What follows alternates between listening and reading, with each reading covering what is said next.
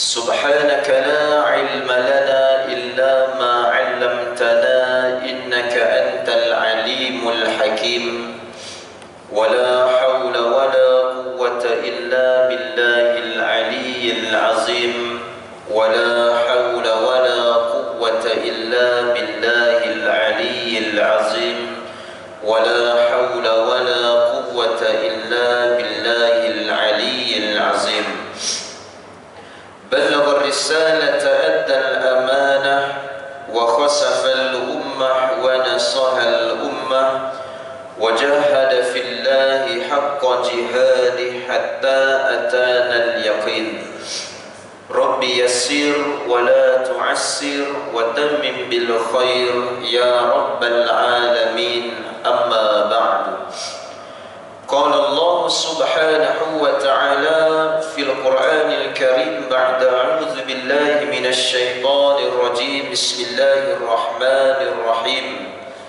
يا أيها الذين آمنوا اتقوا الله حق تقاته ولا تموتن إلا وأنتم مسلمون صدق الله العظيم.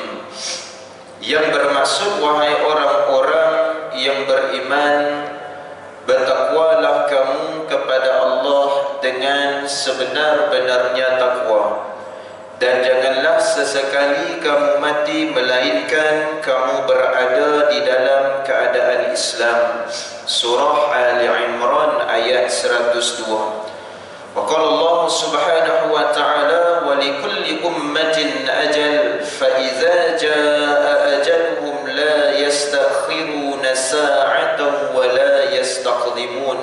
Sadaqallahul azim. Surah Al-A'raf ayat yang ke-34. Yang bermaksud, dan bagi tiap-tiap umat itu ada tempoh, yakni yang telah ditetapkan.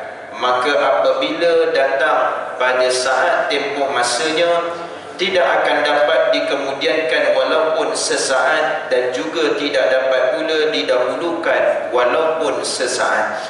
Alhamdulillah yang saya hormati pengerusi jawatan kuasa, seluruh saf pimpinan Surah Ar-Rawdah, dan juga kepada semua para asatizah dan kepada muslimin sidang Jumaat yang dirahmati serta dimuliakan Allah Subhanahu wa taala sekalian. Alhamdulillah, pertamanya kita bersyukur kepada Allah Subhanahu wa taala kerana pada petang ini Allah masih lagi memberikan kesempatan masa kepada kita bersama-sama berada di dalam hari Sayyidul Ayyam, dan hari untuk kita memperbanyakkan selawat ke atas junjungan besar baginda Nabi sallallahu alaihi wasallam.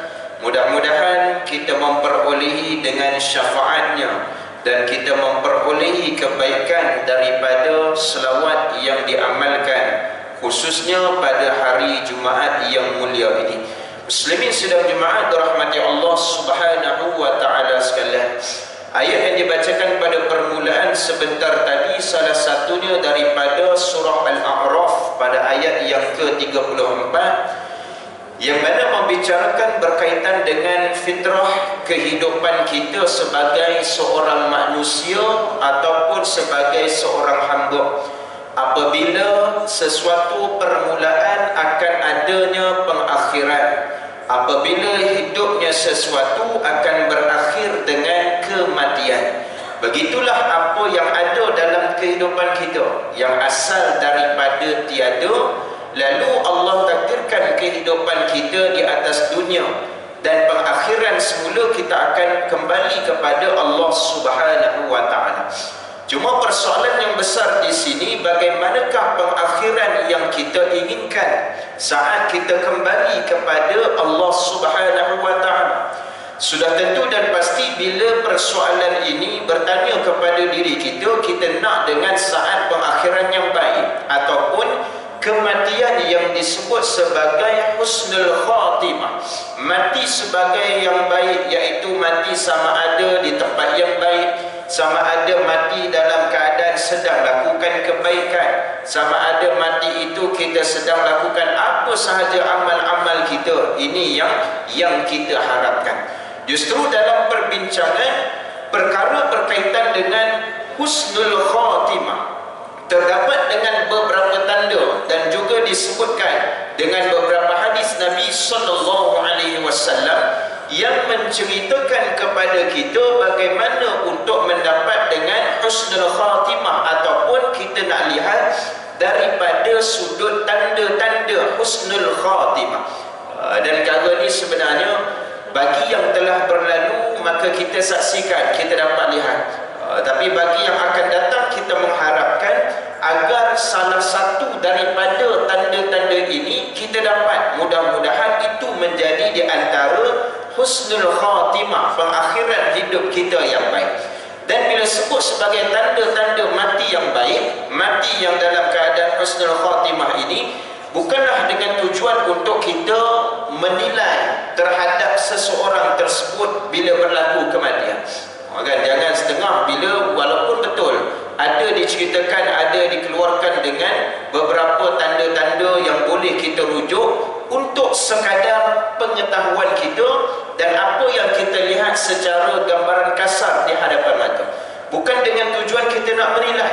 Kan? Tengok dia ni, tengok tanda yang ni tak ada pun, tak baik kot mati dia. Bukan, para jemaah dirahmati Allah. Sekadar ilmu pengetahuan untuk kita, dengan harapan kita dapat mati dengan tanda-tanda tersebut. Baik, di antaranya terdapat dengan beberapa nas daripada hadis Nabi sallallahu alaihi wasallam. Tanda mati yang baik ini yang pertama sekali, iaitu mati yang baik adalah mati dalam keadaan mengucap dua kalimah syahadah ketika saat matinya. Berdasarkan kepada hadis Nabi sallallahu alaihi wasallam dalam hadis riwayat Abu Dawud, yang mana Nabi menyebutkan, man kana akhiru kalamihi la ilaha illallah dakhalal jannah. Yang bermaksud sesiapa yang akhir ucapannya la ilaha illallah, nescaya dia akan masuk ke dalam syurga. Ini tanda yang pertama, seseorang itu mati dalam keadaan baik. Tidak perlu kalau sebut kalimah syahadah untuk diajarkan bermula daripada asyhadu an la ilaha illallah. Memadai dengan membisikkan di telinganya dengan kalimah la ilaha illallah Muhammadur Rasulullah.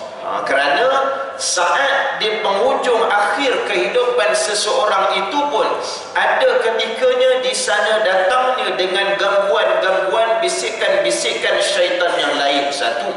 Yang keduanya kebimbangan dengan kalimah syahadah yang panjang tersebut, akhirnya dia tak tersempat para jemaah dirahmati Allah.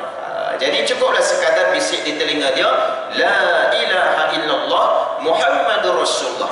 Ini tanda husnul khatimah yang pertama para jemaah dirahmati Allah sekalian. Yang kedua disebutkan oleh Nabi sallallahu alaihi wasallam, mati dalam keadaan baik itu iaitu tanda-tandanya terdapat mati dengan keluar peluh pada dahinya. Berdasarkan daripada hadis Nabi yang disebutkan, diriwayatkan oleh Buraidah Al-Husayb, yang mana aku mendengar Rasulullah sallallahu alaihi wasallam bersabda, mautul mu'min bi'arakil jabin, yang bermaksud kematian orang mukmin dengan keluar peluh pada dahinya. Hadis riwayat Ahmad dan Tirmizi.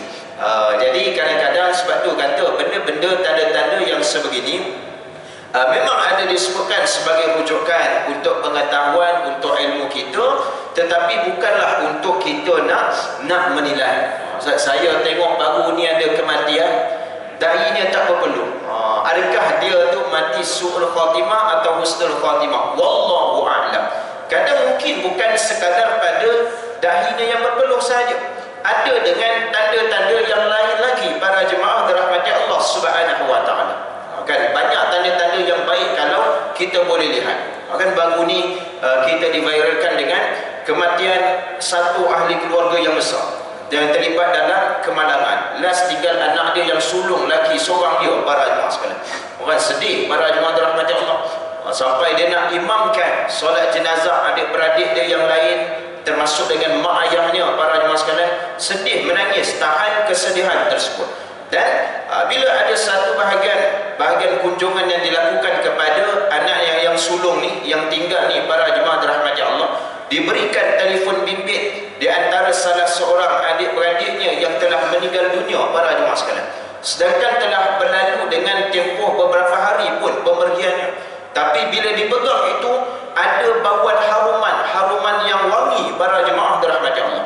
Ini yang mana disampaikan sendiri daripada pihak yang datang berkunjung kepada anak lelaki tersebut. Dia nak serahkanlah barang yang mana dia ambil daripada ahli keluarganya yang dah meninggal ni, para jemaah sekalian, nak bagi. Bila nak bagi tu, salah satunya barang telefon bimbit tersebut bau dengan haruman wangi para jemaah dirahmati Allah. Jadi sampaikan boleh mengemang bulu roma rasa para jemaah dirahmati Allah. Jadi ini pun boleh jadi di antara salah satu tanda-tanda yang baik. Dan kita akan lihat juga apakah lagi tanda baik mati dalam keadaan yang bagaimana. Salah satunya tadi, keadaan dahinya berpeluh, mengucap 2 kalimah syahadat. Yang ketiga, yang melibatkan kepada waktu mati yang baik ini, iaitu mati pada malam Jumaat atau pada siangnya. Nabi SAW pernah bersabda, "Ma min muslimin yamutu yawmal jum'ati aw lailatal jum'ah illa waqahu Allahu fitnatal qabri." Yang bermaksud, tidak ada seorang muslim yang mati pada hari Jumaat ataupun pada malam Jumaat melainkan Allah akan memeliharanya daripada fitnah kubur, sama ada malam tadi ataupun siang ni para jemaah dirahmati Allah Subhanahu wa taala. Jadi kita berdoa mati yang baik, antaranya boleh tak kita minta doa, ya Allah matikanlah aku pada hari yang baik, di antaranya hari Jumaat. Boleh para jemaah dirahmati Allah sekalian. Ataupun nak mati di tempat yang baik, salah satunya mati yang sering dicemburui oleh seluruh umat Islam, antaranya di 2 tanah suci, tanah haram para jemaah sekalian. Pertama di Jannatul Baqi', di perkuburan Baqi'. Yang kedua Maqbaratul Ma'la ataupun Jannatul Ma'la, perkuburan Ma'la di Makkah Al-Mukarramah. 2 tempat ni tak ada yang lain lagi dah. Kalaulah kita meninggal dunia ketika berada di sana, itulah salah satu tempatnya. Kalau di Madinah, di perkuburan Baqi', yang pernah disebut oleh Nabi SAW, di perkuburan Baqi' ini antara yang pertama dibangkitkan oleh Allah pada hari kiamat, iaitu Nabi SAW. Yang kedua ahli keluarga yang rapat dengan Nabi. Yang ketiga ahlul Baqi', iaitu penghuni-penghuni di perkuburan Baqi' tersebut. Dahsyat para jemaah sekalian. Dia hampir dengan baginda Nabi SAW bersama dengan para sahabat yang lain para jemaah dirahmati Allah. Baik, selain daripada itu, iaitu pada hari bila? Hari Jumaat para jemaah dirahmati Allah, yang mana Nabi sebutkan waqahu Allahu fitnatal qabri, dibebaskan daripada iaitu fitnah kubur para jemaah dirahmati Allah. Allah selamatkan daripada fitnah kubur para jemaah sekalian. Jadi ini yang kita harapkan. Cuma kalaulah hari ini kata dia doa, ya Allah matikanlah aku hari ini juga ya Allah. Kalau kita bersedia, alhamdulillah para jemaah sekalian. Tapi jangan dilarang kita doa minta untuk mati, melarikan diri daripada masalah yang ada dalam kehidupan. Itu tak boleh. Masalah hutang tu, masalah hutang ni, masalah kerja tu tak selesai, kerja ni tak selesai. Ya Allah, aku tak ada jalan lain, ya Allah matikanlah aku ya Allah untuk aku selamatkan diri daripada masalah. Kalau begitu, berbeza pula kaedahnya, berdosa besar para jemaah dirahmati Allah, sampaikan dia boleh membunuh diri para jemaah sekalian. Sebab apa? Nak elak daripada masalah. Dia bunuh diri, telan Benadol 1 papan, makan dalam masa 1 waktu para jemaah dirahmati Allah. Bagi dia rasa selesailah masalah. Tapi sebenarnya tak selesai lagi. Yang pertama, orang yang tinggal atas dunia, dia tinggalkan dalam keadaan yang tidak bersedia dengan sebaiknya. Memanglah kita tak tahu mati ni bila, kan, nak buat persiapan, tapi at least bukan begitu caranya. Ada masalah, selesaikan, biar aku mati. Yang tinggal ni lah yang hadap para jemaah sekalian. Itu pertama. Yang kedua, dalam kaedah dia mati, dia minta bunuh diri sendiri para jemaah sekalian, dalam keadaan bagi dia rasa selesai, tapi sebenarnya tak selesai lagi di hadapan Allah Subhanahu wa taala, untuk dia kena soal jawab para jemaah dirahmati Allah sekalian. Baik, ini mati pada malam Jumaat, malam tadi, ataupun di siangnya seperti waktu siang hari ini. Yang keempat para jemaah dirahmati Allah Subhanahu wa taala sekalian,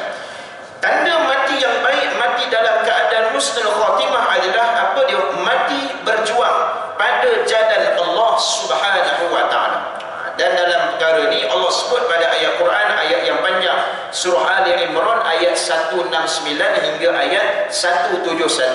Dan salah satu lagi hadis Nabi sallallahu alaihi wasallam ada menyebutkan tentang perkara ini, yang mana Nabi menyatakan, man qutila fi sabilillah fahuwa syahid wa man mata fi sabilillah fahuwa syahid. Siapa yang terbunuh pada jalan Allah, maka dia mati syahid. Dan sesiapa yang mati pada jalan Allah, maka dia mati syahid. Para jemaah sekalian, hadis riwayat Muslim. Bahkan jangan disangkakan dalam ayat Allah yang mana surah Al-Imran 169 hingga ayat 171.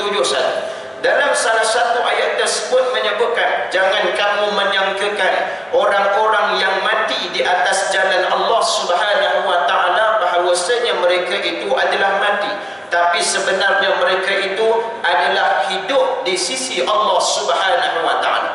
Secara fizikal kasarnya saja kita nampak dia dah tak ada dah, para jemaah sekalian, tapi dia masih hidupnya di sisi Allah Subhanahu wa taala kerana kemuliaan mati di atas jalan Allah, mati untuk menegakkan Islam, mati untuk membawa risalah Islam, tiba-tiba terbunuh dan mati syahid. Para jemaah dirahmati Allah, ini bentuk-bentuk husnul khatimah, mati dalam keadaan yang baik.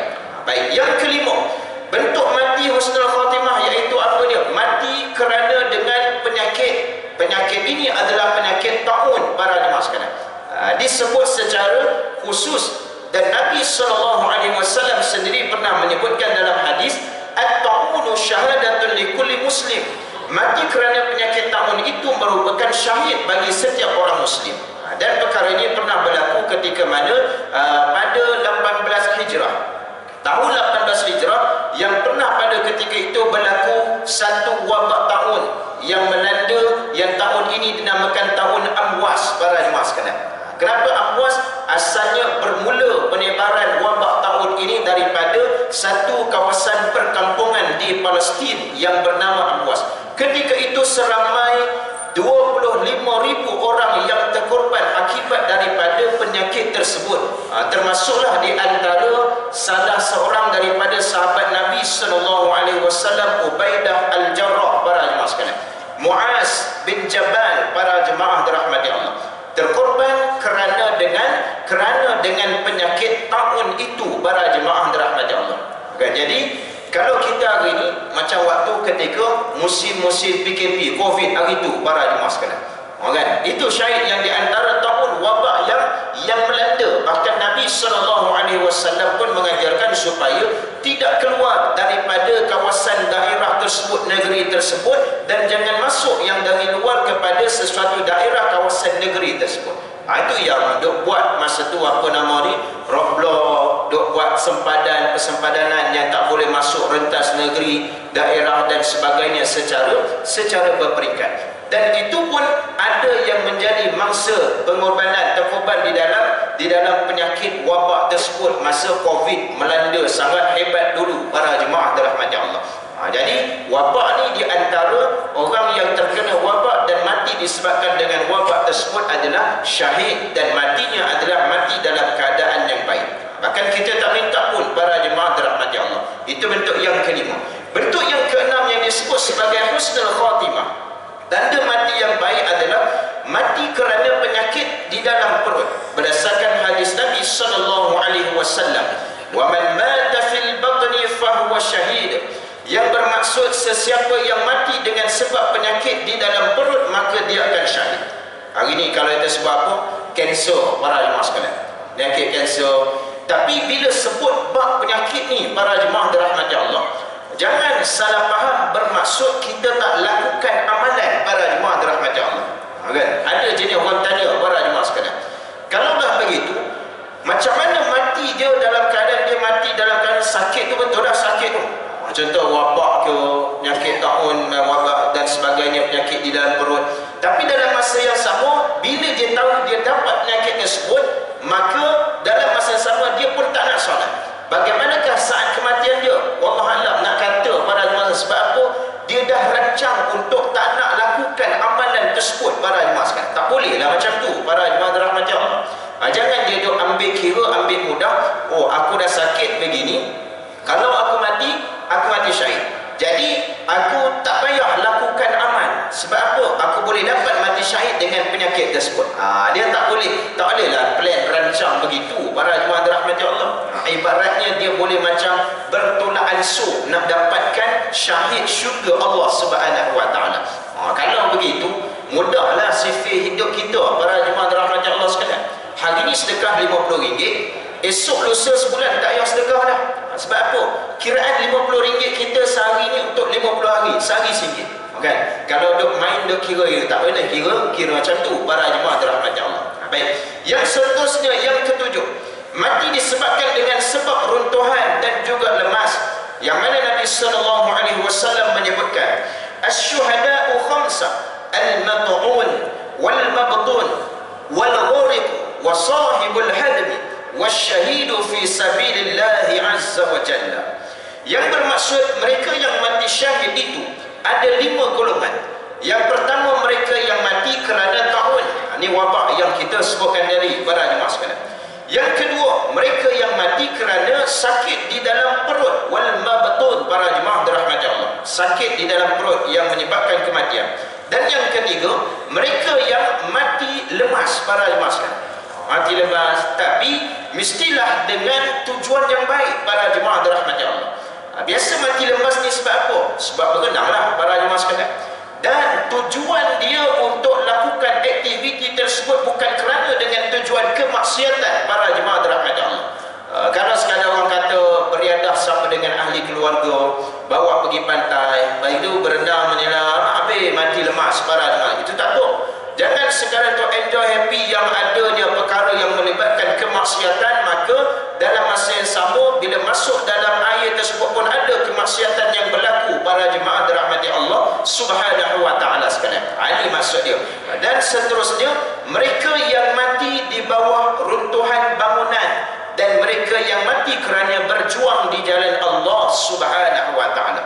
Ini risiko biasa kepada jenis orang yang kerja site supervisor, kan, kerja-kerja dekat tapak-tapak kontrak, tengah-tengah duk jalan nak buat nak buat lawatan, nak tengok tapak, nak buat audit dan sebagainya, terjatuh daripada atas, adalah batu apa daripada atas jatuh, habis, meninggal dunia para jemaah dirahmati Allah. Ini bentuk yang dimaksudkan kerana dengan runtuhan bangunan para jemaah dirahmati Allah sekalian. Buat minta saja-saja tak boleh para jemaah dirahmati Allah. Saja kawan ke atas, aku nak mati syahid hari ni. Sebab apa? Aku kerja ni dan aku berada dekat tapak tersebut. Jadi kau tolong jatuhkan sesuatu daripada atas. Kan? Dia duk minta gitu para jemaah dirahmati Allah. Lepas tu endingnya orang akan nampak apa dia?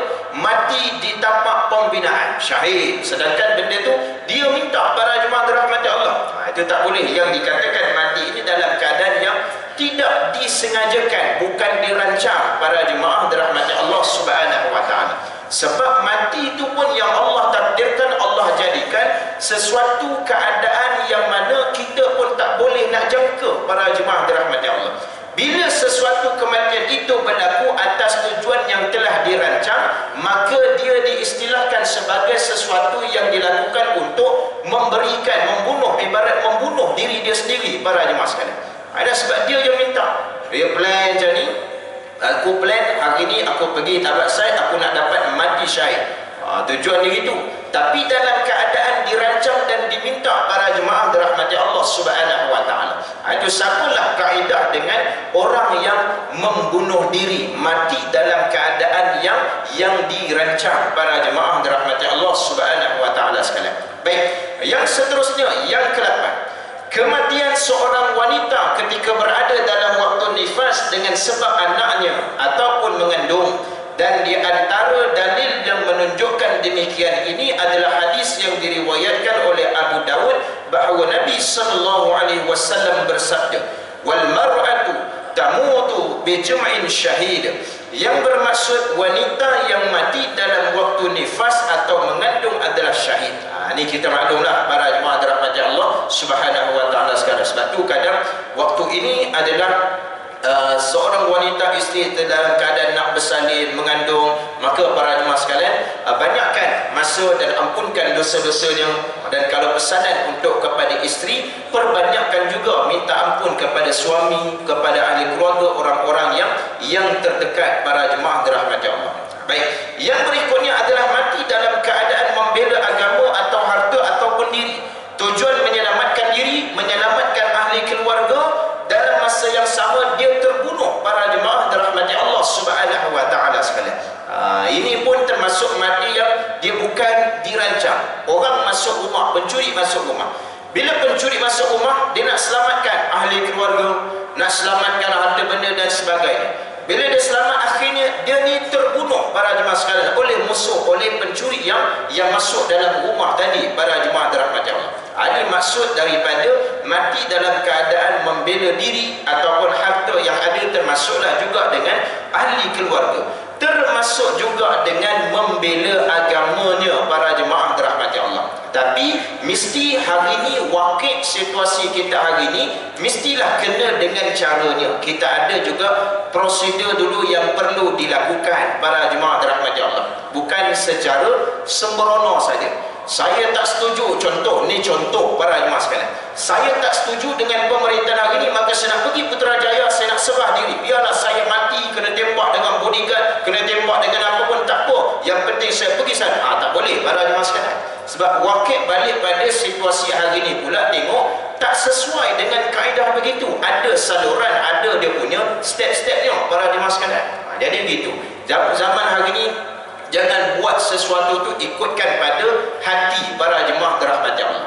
Kan banyak hari ni kan berlaku, ada antaranya dia sebut ni teringat, para jemaah sekalian. Kan ada orang yang sanggup dia keluar statement, dia kata apa dia, para jemaah sekalian, kalaulah Perdana Menteri hari ini terus sampai pada bulan yang ke-8, maka saya akan ceraikan isteri saya dengan talak satu. Kan ada keluar statement tu, para jemaah dirahmati Allah. Seluruh hukumnya jatuh, dia tak boleh buat main, para jemaah sekalian. Talak cerai ni janganlah buat main, para jemaah dirahmati Allah. Dia ingat barang mainan. Kalau ia pun benda tu tak pasal-pasal melibatkan dengan isteri, melibatkan dengan ahli keluarga. Jadi benda hari ni kena banyak mikir, para jemaah sekalian. Dan kadang orang tu ikutkan hawa nafsu, nak keinginan dia tu, akhirnya sampai jadi tak ada apa dah. Benda yang paling yang Allah suka tapi dibenci oleh Allah Subhanahu wa taala adalah talak, tapi akhirnya dia buat main dengan perkara tersebut. Baik, yang berikutnya adalah mati kerana atas amal solehnya, yang mana Nabi SAW menyebutkan, sesiapa yang mengucapkan la ilaha illallah untuk mencari keridaan Allah, lalu mati, nescaya dia masuk ke dalam syurga. Sesiapa yang berpuasa 1 hari untuk mencari keridaan Allah, lalu mati, nescaya dia masuk ke dalam syurga. Dan sesiapa yang bersedekah untuk mencari keridaan Allah, lalu mati, nescaya dia masuk ke dalam syurga. Apa saja amal soleh dilakukan, tengah-tengah solat, sujud, lepas tu tiba-tiba tak bangun. Orang gerak ingat dia terlelap waktu sujud, para jemaah sekalian. Orang gerak-gerak rupa-rupanya jatuh, habis mati, meninggal dunia. Duduk dalam majlis ilmu, duduk dengar majlis ilmu, para jemaah sekalian, dengar majlis ilmu, tiba-tiba terjatuh gitu. Orang yang akan dia terlelap ke, para jemaah sekalian, tapi bila gerak-gerak habis meninggal dunia. Kan? Dia sebut orang je, takut nak sebut ceramah sampai meninggal dunia, takut, para jemaah. Ini banyak jadi, para jemaah sekalian. Kan? Berapa minggu lepas, apa nama ustaz tu yang surau Ittihadiyah section 9 Shah Alam. Kan? Kita ada viral, para jemaah sekalian.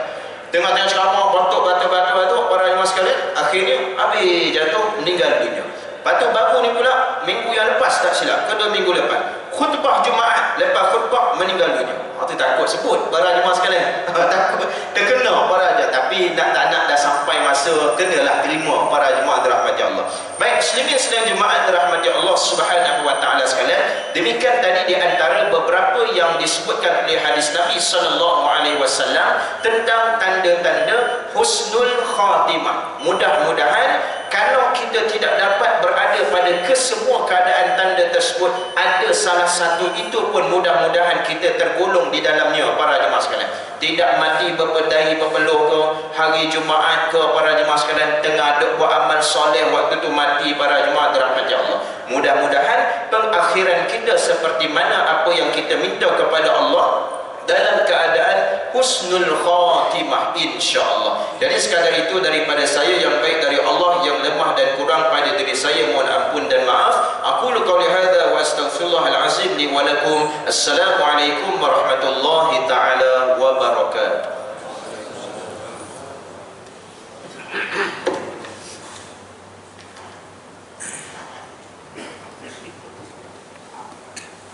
Terima kasih ucapkan kepada Ustaz Hafiz Abu Bakar.